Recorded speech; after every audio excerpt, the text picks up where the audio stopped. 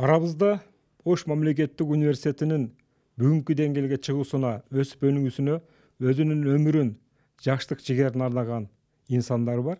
Алардын көч башы десек да болот. Алардын арасында өзгөчө орду бар агай бүгүн биздин студиябыздын коногу. Тагыраак айтканда Ош мамлекеттик университетинин доценти, Кыргыз Республикасынын билим берүүсүнө эмгек сиңирген кызматкер, урматтуу агай Абдыганы Осмонович, куш келипсиз. Агай, мына жогоруда учкай айтып кеттим. Ошол сиз дээрлик студенттик курагыңызды кошкондо 55 жыл болот экен. Бул айтууга жеңил, бирок бул өтө чоң убакыт да. Ушул өмүрүңүздө негизги эмгек жолуңуз ушул университет менен тагдырлаш тарых болуп калыптыр. Ушу эң эле биринчи суроо, ушул университетке алгачкы келген күндөн баштасак, университетте иштеп калган мезгилден баштасак, кантип университетте сиз эмгек жолуңуз башталды? Чоң рахмат. Чындыгында туура айтасың. Мына 16 жашыман баштап ушул Ош мамлекеттик педагогикалык институтунда, азыркы Ош мамлекеттик университетине келип студент болгонмун. Чындыгында бул жакка студент болуп калышым өзү кокустук деп айтсам да болот. Себеби мен дагы убагында мектепте окуп жүргөндө сага окшоп журналист болгум келген. Жок дегенде кыргыз тил адабияты мугалим болсом деп эңсейтилем да. Анткени адабиятка аябай жакын болчумун. Көркөм адабиятты аябай окуганмын. Манас Семетей Сейдек деле жок дегенде менимче 10 жол окуп чыксам керек. Жок дегенде иши кылып адабиятка болгон абдан күчтүү кызыгуум бар эле. Бирок ошол кездеги менин бир жеңем, эжекем айнытып койгон. Башкага тапшыр деп. Анан ошол мезгилде мода болуп калган политех институт ошого тапшырайын деген ой болду. Андан кийин атам дароо макул болгон. Туугандар менен барып, ошол жака эми тааныштап өткөрүү маселеси каралган эле да. Кийин апам макул болбой койгон. Себеби мен 16 жашка эле толуу эле келем. Боюм кичинекей болчу. Балам Бишкекке барса жоголуп кетет деп жөнөтпөй койгон да. Анан кийин мен эми окубай калат экенмин, чоңойгондо окуйм деп Бишкекке барып жүрсөм, анан атам менен дагы бир агабыз бар эле келип туруп Ошко барасың деди. Пединститутка тапшырасың деди. Аны алып келген. Карап көрүп туруп, анан ошол техникага жакыныраак деп физикага тапшырганмын. Физикага тапшырып, экзамендерден өттүм. Бирок конкурстан өтпөй калганмын да. Анан кийин физиктерде көбөйүп кетти. Математикага кандидат болуп оку деп. Мен ошондо кандидат кылып кабыл алган. Кандидат деген бул эч кандай укугу жок. Зачеттик китепчеси жок. Окуурмандык билети жок. Сессия мезгилинде гана бир алакандай кагазды берип койду эле. Ошентип кышындасы ошондо физика математика факультетинен математика бөлүмүнө мен студенттикке кандидат болуп окуп калдым. Жалпы факультет боюнча 175 студент, анан мага окшогондо 45 кандидаттар. Жалпысынан 220 окуйт элек. Анан кышкы сессияда эле ошол студенттердин 50% экзаменин кулап калышты. Биринчи кезекте жалаң 3 предметтен 2 алган бир 30 студентти окуудан чыгарды дагы, ошолордун ордуна мага окшоп нормальный сессия тапшырган кандидаттарды студенттикке кабыл алдык. Ошентип биз жарым жылдан кийин полноценный, толук укуктуу студент болуп калдык. Ошол мезгилден бери мен ошол университет менен, ошол мезгилде педагогик институт менен бүт өмүрүм байланышкан. Окудук, окуп жүргөн бүткөндөн кийин мен 20 жашыма толуп электе ошо мугалим болуп калдым. Ал дагы өзүнчө кызык. Мен мектепке бөлүнгөнмүн, өзүбүздүн айылыбызга. Ал тургай ошол подъемный 50 сом акча берет эле. Ошо акчаны да алып алганмын. Ошо мезгилдеги деканыбыз Сулайма Абдыкалыков, анан кийин алгебра геометрия кафедрасынын башчысы, мындай легендардуу инсан деп айтсам жаңылышпайм, Мустафин Жавдат Сабирзянович экөө мени издеп атышыптыр. Анан мени чакырып калды, келсем, ушул жерге мугалим болуп каласың. Мен айттым, мен багыттама направлениени алып алдым эле. Жанагы акчасын да алып алганмын десем, ай кое турбапсың да деди дагы. Экөө мен арызды жаздырып, дароо ректорга кирип, Кулуев Райымкул Кулуевич анда кирип, анан бир убакта биз министерствого кат жаздык. Кичине күтүп тур, оң жооп келсе мугалим болосуң деди да. Ошон үчүн мен агайлардын колдоосу менен 15 августтан баштап толук кандуу Ош мамлекеттик педагогикалык институтунун физика математика факультетинин алгебра геометрия кафедрасынын окутуучусу болдум. Ошол мезгилден ушул мезгилге чейинки бардык өмүрүм, ишим ошол окуу жай менен байланыштуу. Ошол сиз университетте калууну өзүңүз бир мындай кыялданып, бир максат ниет бар беле сизде? Же Таптакыр кыялданган эмесмин. Оюма да келген эмес. Чындыгында мен экинчи курстан баштап мектептин жанагы китептерин, методикалык колдонмолорду чогултуп, мектепке даярданганмын. Албетте, ошол мезгилде биз анча мынча илим иштери жүргүзгөнбүз. 3-курста ошо Жабзат Сабиржановичтин астында мен бир жакшы илим иш жасаганмын. 4-курста Салык Каримович менен дифференциалдык теңдемелер теориясы боюнча ошондой эле мыкты педагогубуз Мадамин Назаров азыр эми угуп жүрсөңөр керек. А кишинин астында окутуунун методикасы боюнча бир топ илим иштерди жасап, конференцияларда докладдар жасап, илим иштерди жасаганмын. Бирок университетте, пединститутта мугалим болуп калыш деген такыр оюма да келген эмес. Чындыгында ошол 74-жылы мурда 220дай студент кандидат болгон болсо, ошонун ичинен 146 гана студент бүткөнбүз. 70тен ашык студенттер, кандидаттар марага жетпей жолдон чыгып калышканда, ошонун ичинен бүтүп атканыбызда мына үчөөбүз, Алыбаев Курманбек Сарманович, аз Жалал Абад университетинде профессор, көп жыл ректор, проректор болуп иштеди. Өзүбүздүн факультетте иштеп аткан Жолдошбек Эмердиев физика боюнча үчөөбүз ошо артыкчылык диплом менен бүттүк эле. Көрсө ушу үчөөбүз тең мугалим кылып алып калышкан экен. Агай, мына жана сөзүңүздү айтып кеттиңиз. 1-курстун 1-сессиясында эле бир канча 40 тегерегинде студенттер катардан чыгарылган турбайбы? Демек 30дан ашык. 30дан ашык. Талап катаал болгон турбайбы? Анан ошол эле жанында мисалы сиз жаңы жумуш баштап атасыз. Сиздерге деле ушу жаңы баштаган кишилерге талап күчтүү болсо керек дейм да. Кандай бир кыйынчылыктар болду, кандай бир кызыктуу окуялар болду, бир эсиңизде калган? Чындыгында мен аябай катуу баштаганмын. Мен азыр ошол мезгилди эсиме, сен айтсаң эсиме түшүп атат да. Эртең менен түшкө чейин сабак өтчүмүн. Саат 2ден баштап кафедрада студенттерге консультация берчүмүн. Дежурство отурат элем. Студенттер эми жаңы бүткөнбүз. Аябай өзүм окуткан алгебра предметинен башка геометрия, топология, геометрия, матанализ, ал турбай мектептин математикасы боюнча студенттер келе берет. Ошолорго кызыгып жооп бере берет элем. 6-7ге чейин иштечүбүз да. Мен сабак окутуу кыйын болду деп эч айтпайм. Абдан жеңил, абдан кызыктуу болчу. Анын үстүнө биз азыр кандай экенин билбейм, биз жатаканаларга барып алып, студенттердин ошол бөлмөлөрүнө кирип, ал жерден анан кийин биринчи жатакана ушу биздин факультетке карайт эле, атайын читальный зал бар, ошол жерде отуруп алып туруп, саат 11ге чейин консультация берчүбүз да. Биз үчүн ошол мезгилде сабак берүү, студенттерге консультация берүү абдан бир кызыктуу болчу. Сиз мына университетте жетекчилик кызматтарда да иштедиңиз. Ошол эң алгачкы ушу карьера жолуңузду эске салсак да, сиздин ошол жетекчилик бул да чоң тажрыйба, ар кимдин тагдырына насип боло бербей турган жумуш да. Сизди биз ошол жакшы бир жетекчи катарда үлгү тутабыз. Ошол эң алгачкы мезгилдерде сиз кантип жетекчилик сапаттарды өздөштүрдүңүз, кандай учурлар болду? Мен эми бир аз четтеп, бирок ушу сурооңо жооп беришке аракет кылайын. Мен 1 жыл толук иштебей армияга кеттим. Армияга барганда мен бир авиациялык полкко түшкөнмүн.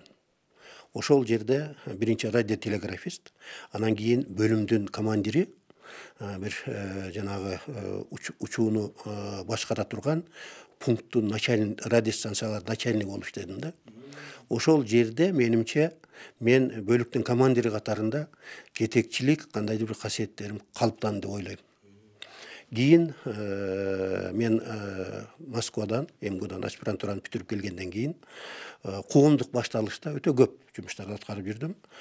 Педагогикалык институттун жаш окумуштуулар жана адистер кеңешинин төрагасы, декандын илим иштери боюнча орун басары, профсоюздун сектор башчысы, ал эми гарс болгон деп коет эле, анда шаардык аткаруу комитетинин ошо научно творчество молодежи деп коет эле, ошондой бирикменин жетекчиси жана толгон токой иштерди аткарганмын да. Маселен, ошол жанагы университет андылыкта Пединстте эле, Пединсттун жаш окумуштуулар адистеринин кеңеши катарында мен бир топ маселелерди ошондо алып чыгып жүргөнмүн. Аларды уюштуруп, алардын айрымдарына токтоло турган болсок, маселен, бир жолу мен ошо Горбачев алиги кайрадан перестройка баштаганда абдан өзүмчө кызыгып, ошол боюнча февраль мындай темада задачи молодых ученых и специалистов Волжского госуниверситета в свете решений февральского пленума ЦК КПСС деп, ошол ар бир пунктун талдап, ошол ар бир пунктуна жараша биз жаш окумуштуулар, жаш адистер эмне кылышыбыз керек деген бир баяндама жасаганмын. Ошондо ошол мезгилде ректорубуз Арапан Арабаевич өзү катышып отурган, зал толо болгон. Андан кийин мен ошол төрага катарында институттун тарыхында биринчи жолу жаш окумуштуулардын илимий конференциясын өткөргөнмүн. Андан кийин 88-жыл экен бул. Андан кийин биринчи жолу биз жаш окумуштуулардын жыйнагын чыгарганбыз. Мына илимий жыйнактарды азыр чыгарыш оңой болуп атпайбы? Ал мезгилде Ош мамлекеттик педагогикалык институтунда илимий иштердин жыйынтыгы чыкпайт эле. Чыкпай калган, 60-жылдары чыккан экен. Кийин ошондо биз биринчи жолу илимий жыйнакты бир жаш окумуштуулар менен биргеликте чыгарганбыз. Ошонун башында уюштуруучу катары мен турганмын да. Андан кийин 92-жылы ошол кездеги ректор Бакыт Бешимов мени август айларында чакырып, ошо математика жана физика бөлүмдөрүн түзүп атабыз. Сиз эми МГУда окугансыз, ошол математика бөлүмүн башкарып бересиз деп калды. Мен айттым, эми бул бөлүмдүн кереги жок. Декандын орун басарлары бар. Бул ашыкча эле бюрократиялык структура болот десем, эми ал бизге тең туш жигит эле. Айтты, Абдыганы, вот Американын практикасында бөлүмдөр болот. Сенин укугуң факультеттин деканынын укугундай болот. Толук маселелерди декандын макулдашуусу эле биз менен чече бересиң. Кадрдык маселе болобу, студенттер, окуу процесси, тарбияштер. Албетте мен эми макул болдум. Андан кийин бирок эми декансыз эч качан бир дагы мындай билдирүү, рапорт менен башка сунуш менен кайрылган жокмун. Ал мезгилде деканыбыз Сулайм Абдыкалыкович эле, ал киши абдан айкөл, анан мыкты адамгерчиликтүү киши эле. Мен өтө сыйлайт элем ал кишини. Ошол кишинин жетекчилик астында иштедик. Анда 5 кафедранын жалпы ишин координацияладым. Окуу, тарбия, илим иштерди. Ошол мезгилде мен биринчи жолу дифференциалдык теңдемелер боюнча республикалык илимий конференция өткөрдүм. Жана анын жыйнагын чыгардым. Андан кийин азыр Ошму жарчысы деп жүрөт го. Ошо журналдын физика-математика сериясынын биринчи номерин өзүм редактор катарында чыгардым. Ошондон баштап менин мындай жетекчилик кызматтарга коюла баштадым деп айтсам болот. 97-жылы ошол мезгилде математика предмети бардык структураларда, бардык адистерде кийриле баштаган. Ошолордун бардыгын чогултуп, жогорку математика жана математикалык экономика деген кафедраны мен өзүм ректоратка окумуштуулар кеңешине сунуш кылып, колдоо таап, ошол кафедраны түптөдүм. 2 жылдын ичинде ал кафедра абдан кеңейди. Кийин ал кафедра 4кө бөлүндү. Ал жерге мен тажрыйбалуу окумуштуулар менен, илимий даражасы бар окумуштуулар менен бирге айрыкча жаш жигиттерди, жаш адистерди тартканмын. Алардын көпчүлүгү азыр илимдин кандидаттары, доктор болгондору бар, жана арасында мына бизнеске кеткени бар, өкмөттүк, мамлекеттик иштеп жүргөн ошол жаштар ошо кафедранын мүчөлөрү болушкан. Абдан жакшы кылып айтып бердиңиз ирети менен. Демек мына ушул жетекчилик, окумуштуулук, уюштуруучулук ишиңизде сиз дайыма бир демилге менен чыгып, бир жакшы бир мотивация менен жүргөн экенсиз да. өзгөчө мына ушундай демилге менен иш алып барууда сиздин башыңызда турган жетекчилердин дагы таасири күчтүү болот. Анан сиз жаш талапкерлерге, ушу жетекчи болом дегендерге кандай кеңеш берет элеңиз? Өзүңүздүн ошо сиздин мыкты жетекчилик сапатыңыздын калыптануусунда үлгү туткан инсандар жөнүндө айтсаңыз, уста туткан инсандар жөнүндө айтсаңыз, алардын ушу жетекчилик, уюштуруучулук сизге өзгөчө таасир эткен, үлгү алган сапаттар жөнүндө айтып берсеңиз. Албетте, абдан жакшы суроо болду. Мына мен студент мезгилде, кийин окуп жүргөн мезгилде мен кумир туткан агайларым жана мен айткан алгебра геометрия кафедрасынын башчысы, өзү татар улутунда, бирок кыргызчаны кыргыздардан жакшы сүйлөгөн Мустафин Жавдат Сабирович. Ал кишинин өмүрү, баскан жолу, жасаган иши легенда катары азыркыга чейин айтылып жүрөт да. Ушунчалык таза, анан өтө мындай ишкер, тынымсыз иштеген киши болгон да. Анан албетте ошол кезде биздин деканыбыз айкөл киши, ишти билген Абдыкалыков Сулайман Абдыкалыкович, мына азыркы профессор биз менен чогуу иштеп аткан Салы Каримович, жана башка. Албетте жетекчилердин ичинен мен бир 8-9 ректор менен чогуу иштедим. Андан мурунку ректорлор менен дагы бир топ баарлаштым. Жолугуп көп жолу биз аңгемелештик. Чындыгында бардык ректорлор эле жакшы иштешкен. Өзүнүн деңгээлине жараша, өзүнүн каалоосуна жараша. Бирок мен раз ошо жетекчилер жөнүндө айтып калдыңар, мен ошо 3 ректорду өзгөчө белгилеп кетким келет да. Ал ошо Ош мамлекеттик педагогикалык институтундагы Сулайман Жумагулов. Андан кийин Ош мамлекеттик университет болгондон кийинки Бектемир Ибрагимов. Анан өзгөчө мына мен ректоратта чогуу иштеген Каныбек Саков. Чындыгында Ош мамлекеттик университетинин бүгүнкү күндө мынандай ишенимге болуп, чет элдик партнерлор бизди сыйлап турганындагы негизги роль, мен ойлойм, ушул ректорлордун салымы бар да. Сулайман Жумагулов мезгилинде университет, мен маселен жеке өзүм аспирантурага тапшырдым. Аспирантурада окуп илимий даражага ээ болдум. Ошонун мезгилинде мен Кыргызстан Ленин комсомол сыйлыгына көрсөтүлдүм. Агай кеткенден кийин ал сыйлыкты мен алдым. Лауреат премия Ленинского комсомола Киргизия деп коет эле 87-жылы. Бирок ошол мезгилде кадрлар абдан катуу даярдалган. Советтер Союзунун эң алдыңкы окуу жайларында мугалимдерибиз стажировкалардан өтүшкөн. Аспирантурада окушкан. 5 жылда бир жолу сөзсүз жанагы повышение квалификация деп коет эле, 4 айдан 6 айга чейин жанагы квалификациясын жогорулатуу курстардан өттүрүшканда Москва, азыркы Санкт-Петербург, мурунку Ленинград, Киев, мына Алмата, Новосибирский, мына Ташкент сыяктуу. Ошондо бир мезгилде эле биздин физика математика факультетинен ошо Москва, Эстониянын, теги Латвиянын, Санкт-Петербургтун, Новосибирский, Ташкентте окуган аспирантурада 20-га жакын окушуп, илимий даражаларга ээ болушкан да.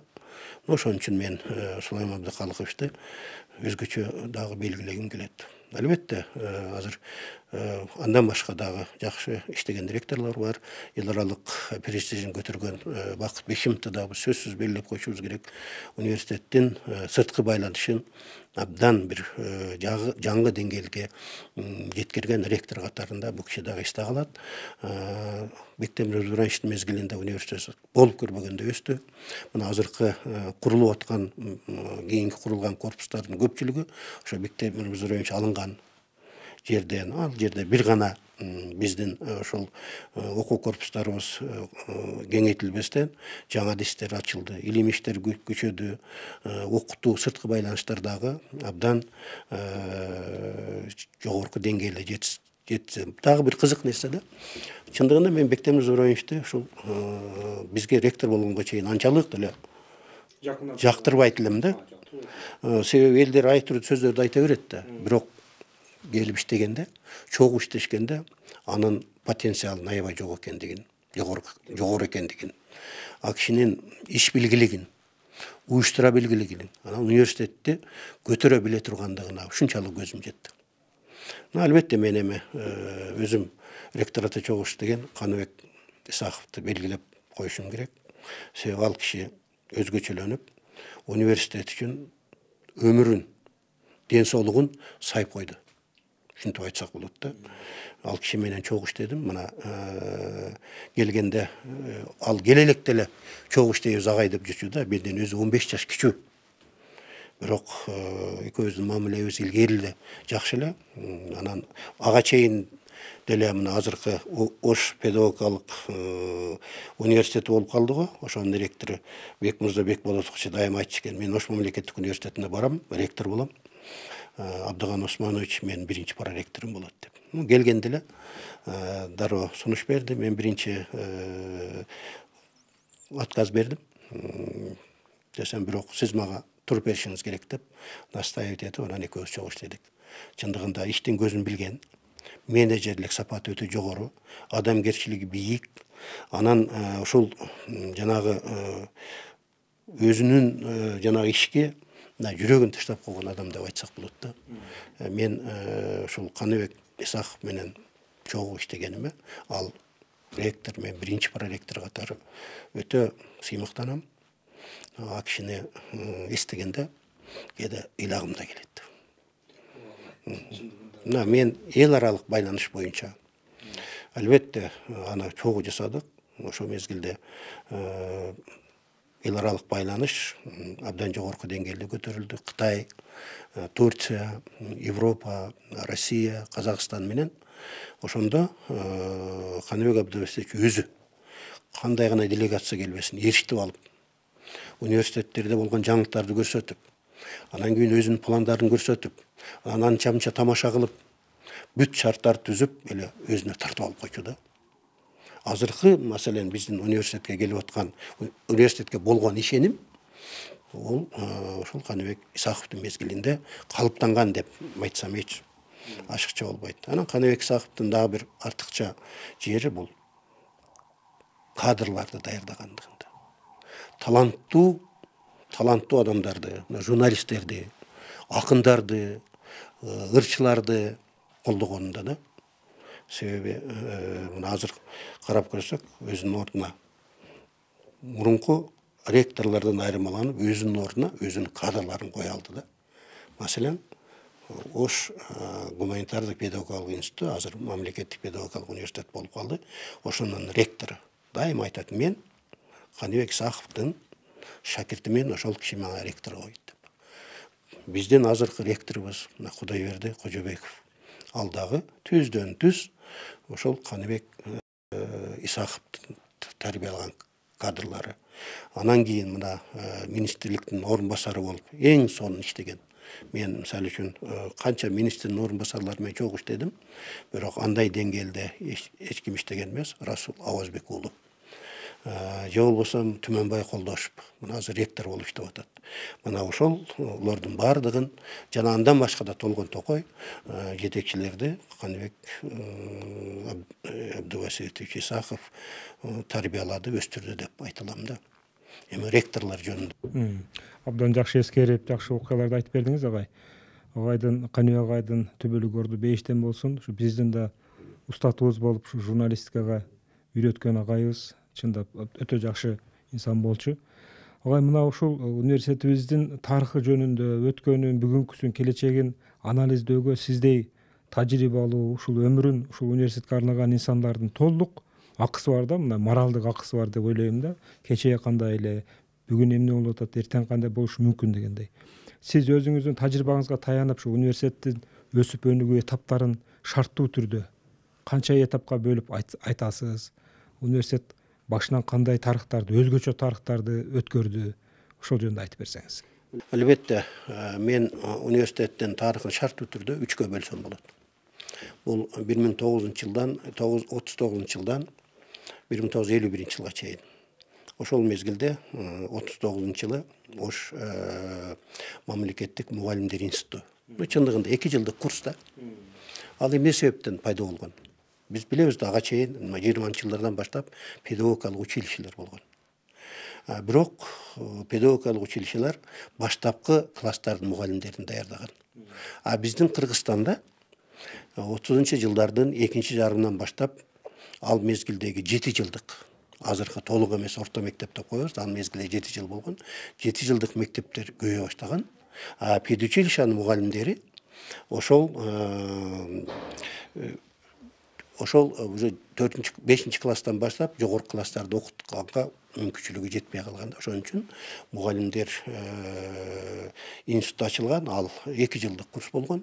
Аны бүткөндөр ошо физиканы, математиканы, кыргыз тилди, тарыхты окутуп, бирок алар толук эмес жогорку билимге ээ болушкан. Анан кийин мына биз эгерде силер карап анализ кылсаңар, 40-жылдардын акырында биздин Кыргызстанда орто мектептер, 10 жылдык мектептер көбөйө баштады да. Мугалимдер институтунун бүтүрүүчүлөрү азыр жогорку класстардын, 9-10 класстардын окуучулар үчүн сабак берүүгө билимдери жетишсиз. Ошондуктан 1951-жылы Ош мамлекеттик педагогикалык институту бул биринчи түштүк Кыргызстандагы жогорку окуу жай болуп түзүлгөн. Албетте ал эң мыкты окуу жай болгон. Мен өзүм ошол жерде иштеген катары да билем. Кыргызстан Советтер Союзундагы 10 мыкты педагогикалык институттун курамына кирген. Бардык жагынан мындай жогорку деңгээлде иштеген окуу жай болгондо, кадырдык өтө тез өнүккөн. Башталышында 3-4 илимдин кандидаты болгон болсо, кийин университетке айланганга чейин бир нече илимдин докторлору, ондогон илимдин кандидаттары болгондо дагы борбордон. Москва, Ленинград, Киев, Новосибирский ошол жактан даярдалып келген кадрлар менен аябай толукталган да.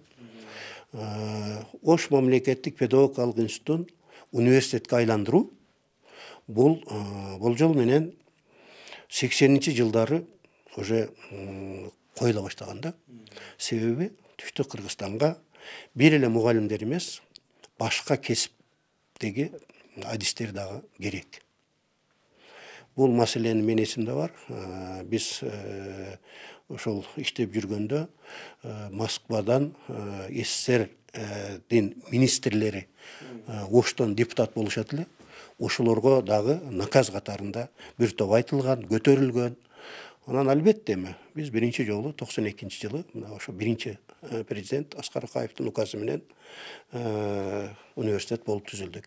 Пединститут менен университеттин айырмасы бул педагогикалык окуу жайда жалаң гана мугалимдерди даярдасак, университет бул көп профилдүү окуу жай.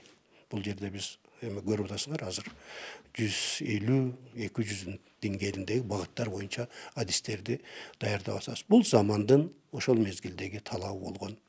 Себеби бардык Бишкектен окуган, окууну бүткөн кадрлар көбүнчө ошол жакта калып, бул жака келбей калышкан. Демек, кадр менен камсыз кылыш үчүн ошол жерде сөзсүз ошол жерде окуу жай ачылыш керек болгон. Албетте, мына 92-жылдан бери, азыр быйыл 25-жыл болсо, 33 жылдын ичинде университет дүңгүрөп өнүктү. Айрыкча мен айтар элем, мына Каныбек Исаковдун мезгилинде Кыргызстандагы ата мекендик окуу жайлардын ичинде лидер окуу жай аталды. Көп жагынан өнүктү, материал техникалык базабыз чыңдалды, окутуунун жаңы ыкмалары, технологиялары киргизилди, чет элдик байланыштар абдан чыңдалды. Мен ушул жерде ушул окуу процессин убагында жетектеген, кийин экономиканы, соцблокту, анан кийин эл аралык байланышты түздөн түз жетектеген проректор катары, департамент катары айтылам. Ошол мезгилдеги өнүгүү бул өзүнчө бир секирик деп айтсак болот да. Бизге бөлүнгөн убакыт мына жыйынтыкталып атат. Мына ушул эң жакшы бир жерге келдик. Университеттин эң баягы секирик жасаган мезгилин жакшы кылып айтып бердиңиз. Алдыда кандай маселелерге биздин мугалимдерибиз, окумуштууларыбыз, жалпы эле коомчулук көңүл буруш керек? Университеттин бүгүнкү учурдагы коомчулук тараптан коюлган талаптары кандай болуп атат? Университеттин миссиясы кантип өзгөрдү? Биз эмнени чечишибиз керек? Кандай университетке айланышыбыз керек? Бир каалоо тилек багытында ушул сөз менен биз көрсөтүүнү жыйынтыктайбыз. Эми мындай жөнөкөй тил менен айтканда, биз сапаттуу кадрлар даярдашыбыз керек. Билимдүү, анан кийин эмгек рыногунда конкуренцияга, атаандаштыкка жооп бере ала турган адистерди даярдашыбыз керек. Бардык ишибизди ошол багытка. Албетте, бул боюнча проблема аябагандай чоң. Мунун үстүнөн түздөн түз тынымсыз иштешибиз керек. Албетте, жаңы технологияларды биз колдонушубуз керек. Азыркы дүйнөлүк практиканы биз карап, ошонун ичинен өзүбүзгө керектүүсүн алышыбыз керек. Биз сырткы байланышыбызды, чет элдик алдыңкы окуучулар менен байланышыбызды күчөтүшүбүз керек. Негизи, эң негизги чакырык, мен айтар элем, биз ушул жана башындагы эле сөзүм, ошо конкуренцияга эмгек рыногунда туруктуу болгон, анан бизге керектүү адистерди даярдашыбыз керек. Агай, сизге чоң рахмат. Мына ушул айтылган ниеттер кабыл болсун, ишке ашсын. Бекемде солукта элибизге, ушу университетибизге эмгек сиңирип, дайыма ушинтип мотивация берип, жакшы жаштар тарбиялап жүрө бериңиз. Бизге атайын убакыт бөлүп, биздин суроолорго жооп бергениңиз үчүн сизге биз рахмат айтабыз. Чоң рахмат силерге дагы, телевиденияга, жалпы журналисттерге, биздин университеттин медиа кызматкерлерине дагы ийгилик каалайм. Акыркы мезгилде ушул медиабыздагы жакшы өнүгүп, биздин университетибиздин жүзү болуп атат. Ишиңер мындан ары дагы дүркүрөп, ийгиликтүү боло берсин. Рахмат агай. Сизден угуш абдан биз үчүн жагымдуу. Урматтуу көрүүчүлөр, сиздер менен коштошобуз. Кийинки жолу экранга көрүшкөнгө чейин саламатта туруңуздар.